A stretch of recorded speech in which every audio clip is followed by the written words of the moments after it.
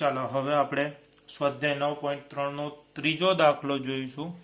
સાબિત કરો કે સમાંતર બાજુ ચતુષ્કોણના વિકર્ણો તેને સમાન ક્ષેત્રફળવાળા ચાર ત્રિકોણમાં વિભાજિત કરે છે.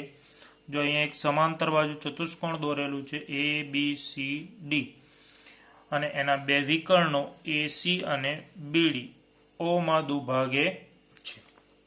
જો હવે આપણે અહીંયા સાબિત કરવાનું છે કે આ બે વિકર્ણો વડે જે ચાર ત્રિકોણો બને છે, એક આ ત્રિકોણ, 2, 3 અને આ 4, આ ચારેય ત્રિકોણના ક્ષેત્રફળ સમાન છે તેવું આપણે સાબિત કરવાનું છે. તો જો સાબિતી માટે પક્ષમાં શું આવશે? ચતુષ્કોણ એબીસીડી સમાંતર બાજુ ચતુષ્કોણ છે.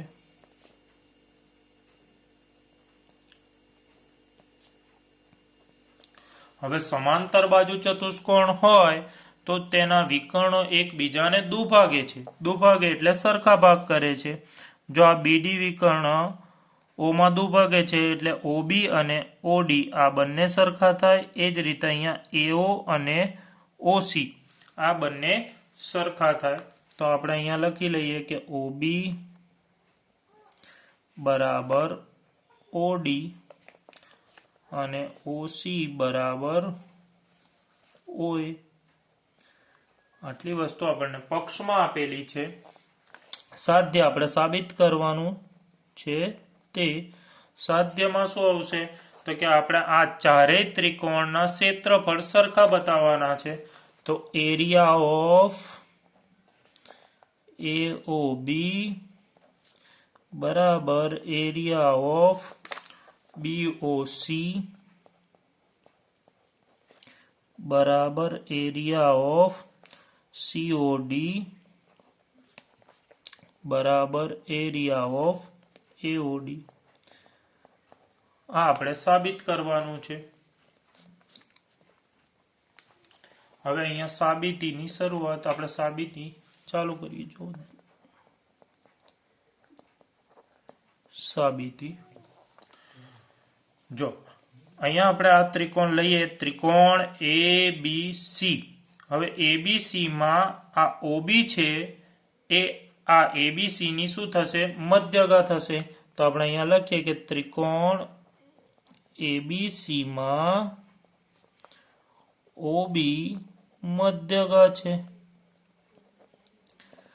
હવે મધ્યગા અહીંયા આપણા ત્રિકોણની આ મધ્યગા છે OB, એટલે આ પહેલું ત્રિકોણ અને આ બીજું ત્રિકોણ આ બંનેના ક્ષેત્રફળ કેવા થાય? સરખા.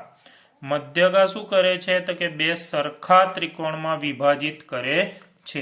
જો આ એક મોટું ત્રિકોણ ABC છે, એની આ મધ્યગા OB આ બે ત્રિકોણના સરખા ભાગ કરે છે.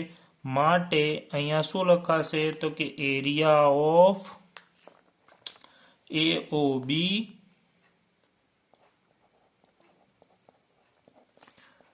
બરાબર એરિયા ઓફ BOC. આને આપણે નંબર આપી દઈશું 1.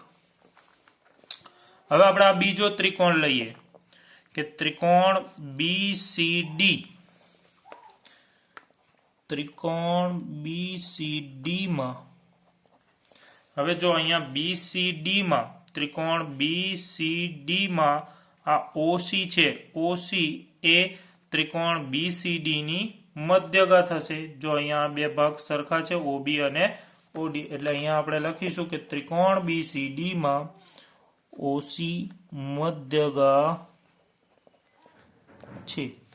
માટે આપણે શું લખી શકીએ? એરિયા ઓફ BOC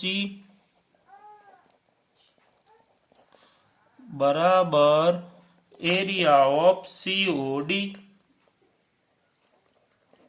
આપણે આને નંબર આપીશું 2, નંબર 2.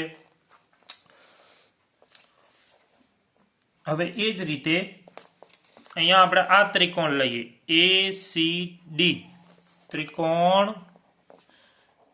ACD માં જો ACD માં OD શું થશે? મધ્યગા. OD મધ્યગા છે, માટે આપણે શું લખી શકીએ કે COD એરિયા ઓફ COD બરાબર એરિયા ઓફ AOD.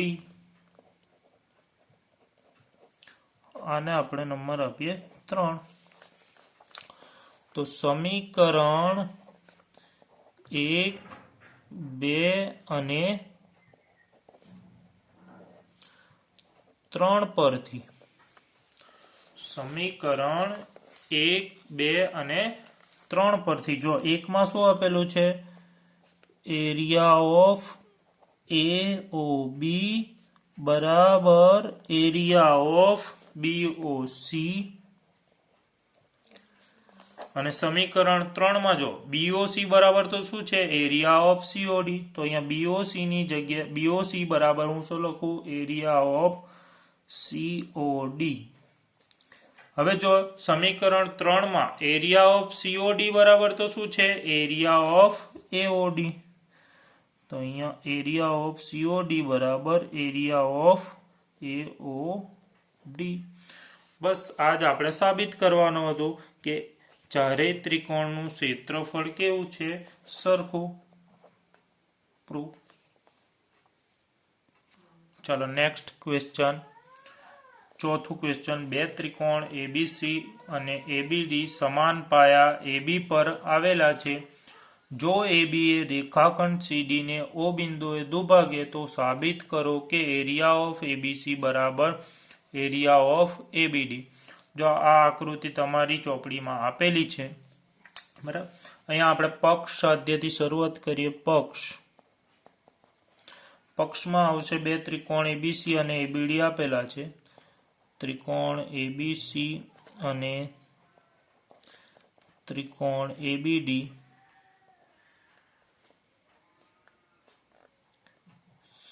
સમાન પાયા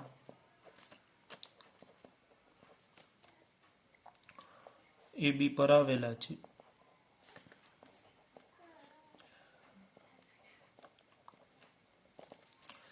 અને જો બીજું શું કીધું છે જો AB એ રેખાખંડ CD ને O બિંદુએ દુભાગે, AB એ રેખાખંડ CD ને O બિંદુએ દુભાગે એટલે કે OC અને OD કેવા થશે સરખા. OC બરાબર OD આપેલું છે આપણને. હવે સાધ્ય આપણે સાબિત શું કરવાનું છે એરિયા ઓફ ABC બરાબર એરિયા ઓફ ABD. આ આપણે સાબિત કરવાનું છે કે એરિયા ઓફ ABC બરાબર એરિયા ઓફ ABD. હવે સાબિતી જો હવે સાબિતીમાં ધ્યાન આપજો. અહીંયા આગળ આપણે પહેલું ત્રિકોણ આ લઈએ ત્રિકોણ CAD માં અથવા તો ત્રિકોણ ACD માં કોઈ પણ નામ લઈ શકીએ આપણે. ACD માં એવો શું થશે મધ્યઘાત. જો આ બે સરખા ભાગ થાય છે અહીંયા CD ના સરખા ભાગ થાય છે બે, તો અહીંયા ACD માં CD આવે છે અને CD ના બે સરખા ભાગ થાય છે. તો અહીંયા આપણે પહેલા શરૂઆત કરીએ કે ત્રિકોણ ACD માં એવો મધ્યગા છે. હવે એવો મધ્યગા છે તો આપણે શું લખી શકીએ આગળના દાખલામાં આપણે જોયું અહીંયા એવો મધ્યગા બને છે આ ACD માં. તો આ ત્રિકોણ ને આ ત્રિકોણ આ બંને ત્રિકોણના ક્ષેત્રફળ સરખા થશે એટલે આપણે અહીંયા લખીશું એરિયા ઓફ AOC બરાબર એરિયા ઓફ AOD. આને નંબર આપી દઈશું 1. હવે બીજું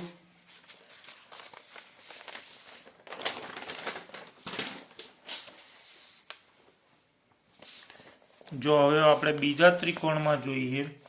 આને આપણે થોડું સાઈડમાં રાખીએ છીએ.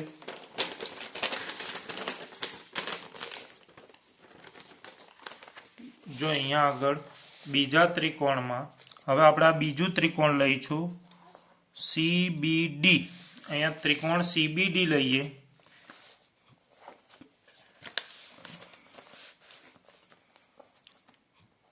ત્રિકોણ CBDમાં તમે જોઈ શકો છો, જો CBDમાં આ OB શું થશે, એની મધ્યગા થશે. તો અહીંયા આપણે CBDમાં OB મધ્યગા છે માટે હવે આપણે શું લખી શકીએ છીએ, જો CBDમાં OB મધ્યગા છે તો એરિયા ઓફ BOC બરાબર એરિયા ઓફ BOD. તો અહીંયા આપણે લખી શકીએ કે એરિયા ઓફ BOC બરાબર એરિયા ઓફ BOD. આને આપણે નંબર આપીશું 2. તો જો સમીકરણ 1 અને 2માં, જો સમીકરણ 1 અને 2માં અહીંયા આપણે સરવાળો કરી નાખીએ સમીકરણ 1 અને 2 નો એરિયા ઓફ AOC વત્તા એરિયા ઓફ BOC. તો જો આકૃતિમાં જો AOC વત્તા BOC તો આખું ABC થઈ જશે. એ જ રીતે અહીંયા જમણી સાઈડ એરિયા ઓફ AOD અને એરિયા ઓફ BOD આ બંનેનો સરવાળો કરી નાખીએ તો આપણને અહીંયા આખું ત્રિકોણ ADB મળી જશે. તો અહીંયા આપણે લખીશું કે સમીકરણ 1 અને 2 નો સરવાળો કરતા, હવે સમીકરણ 1 અને 2 નો સરવાળો કરતા તો જો અહીંયા ડાબી સાઈડ શું હતું, એરિયા ઓફ AOC વત્તા એરિયા ઓફ BOC બરાબર આ બાજુ શું છે તો કે એરિયા ઓફ AOD વત્તા એરિયા ઓફ BOD.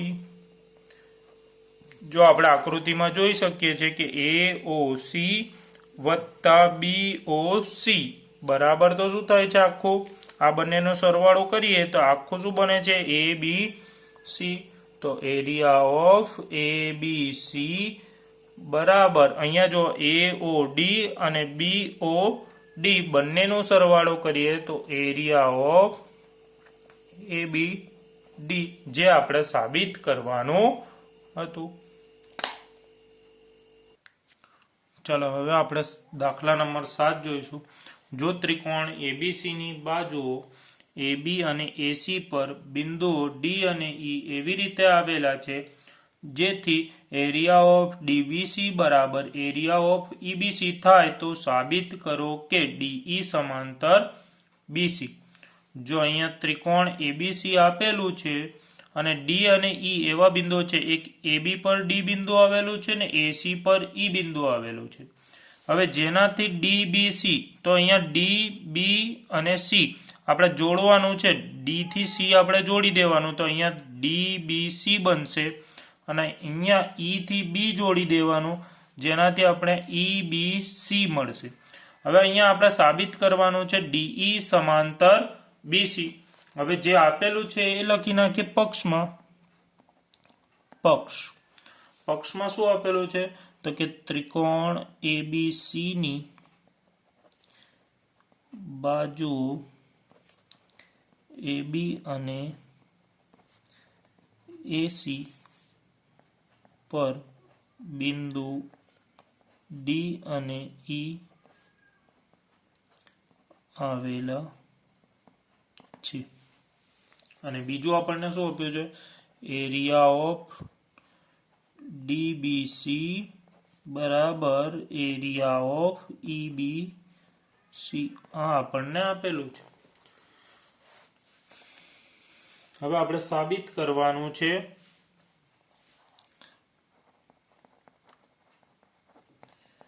સાબિતી, અહીંયા સાધ્ય રહી ગયો, આપણે સાધ્ય લખી નાખીએ. સાધ્યમાં આવશે DE સમાંતર BC. આ આપણે સાબિત કરવાનું છે. હવે અહીંયા આપણે સાબિતીની શરૂઆત કરી. જો ધ્યાન આપજો કે અહીંયા ત્રિકોણ BDC અને ત્રિકોણ EBC એક જ પાયા બીસી પર આવેલા છે. તો અહીંયા આપણે લખીશું કે ત્રિકોણ ડીબીસી અને ત્રિકોણ ઈબીસી એક જ પાયા બીસી પર આવેલા છે. અને બીજું આપણને શું આપી દીધું છે અહીંયા? એમના એરિયા પણ સરખા છે. એરિયા એટલે કે ક્ષેત્રફળ પણ સરખા છે. ડીબીસી બરાબર એરિયા ઓફ ઈબીસી. જો આ બહુ નાનો દાખલો છે. તે એરિયા ઓફ ડીબીસી અને એરિયા ઓફ ઈબીસી બંને સરખા આપેલા છે અને આ બંને ત્રિકોણો એક જ પાયા બીસી પર આવેલા છે.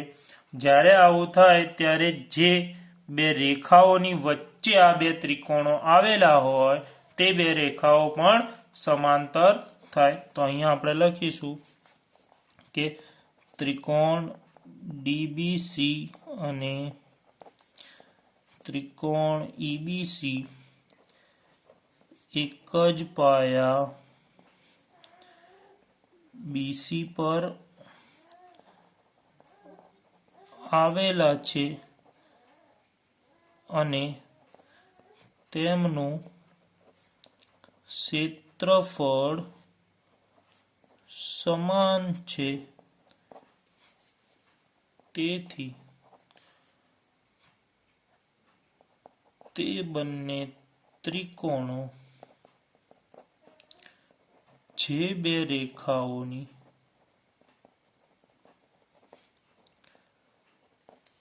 વચ્ચે આવેલા હોય તે રેખાઓ સમાંતર થાય. માટે ડીઈ સમાંતર બીસી. That's proof.